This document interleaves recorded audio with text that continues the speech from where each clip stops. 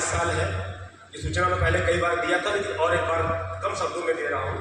WhatsApp में कई खबरें हम पढ़ नहीं पाते, देख नहीं पाते। तो वो जो कई कंपनियां हैं जो बच्चों को CSR के तहत पढ़ाती हैं और भारत सरकार के NCVT का सरकारी प्रमाण पत्र ITI का देती है, उन बच्चों को पहले साल 15,700 रुपये, दूसरे साल 18,000 रुपये और अप्रेंटिस के दौरान 22,000 रुपये महीना मिलेंगे।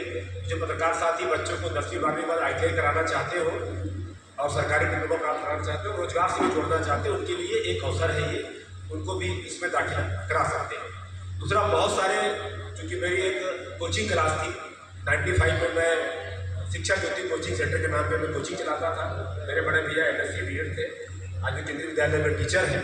एक फॉर्म न मिलने के कारण उनकी पढ़ाई नहीं हो पाई थी। वो दर्द मुझे तब भी था, अब भी है और जीवन भर रहेगा। पिताजी झोला लेके जाते थे रीवा इंजीनियरिंग कॉलेज और बोले बेटा लाइन लगा था पर फॉर्म नहीं ले पाया। तो 97, 98 के बाद से जितने भी, जब तक ऑनलाइन नहीं हुआ, मैंने BMT, PET और PhD के बहुत सारे फॉर्म, जब MPCGB 1 था, अपने कोचिंग के माध्यम से 10 रुपये 20 रुपये जोड़ के हमने बहुत सारे फॉर्म बच्चों को उपलब्ध कराए। तो आज जब इस मंच से जब बच्चों का सम्मान हो रहा था, तो मैं इस बात को महसूस कर रहा था कि काम हम सबका एक ही है, थोड़ा रूप और स्वरूप अलग अलग है। तो ऐसे बच्चे जो फार्मेसी, B.Tech, इवन MBBS भी, या बहुत सारे कोर्स है, उसका मैं आपको डिटेल पब्लिक माध्यम पत्रकारों को मैंने दिया है। जो बच्चे इन कोर्स को भी करना चाहते होंगे, हमारा एक CSR के तहत टाइप हुआ संस्था से, तो नॉमिनल फीस तो कुछ भी नहीं लगेगा उसमें, लेकिन जो रहने और भोजन की वहाँ व्यवस्था है, लगभग किसी भी शहर में 7 से 8,000 रुपये खर्च होते हैं। 8,000 रुपये माना गया है और 6,000 रुपये आपको पे करना पड़ेगा, चाहे B.Tech करें, चाहे फार्मेसी करें, चाहे आप लॉ करें, कुछ भी करें।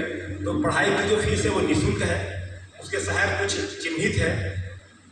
1,000 रुपये काउंसलिंग की फीस लगेगी और आपका चयन होता है तो पढ़ाई आप फ्री कर सकते हैं। शर्त यह है कि इनकम टैक्स पे नहीं होना चाहिए। तो बहुत सारे जो हमारे पत्रकार साथी जो बच्चों को उच्च शिक्षा देने में सक्षम नहीं है आर्थिक कारणों से, वो भी इसका लाभ ले सकते हैं।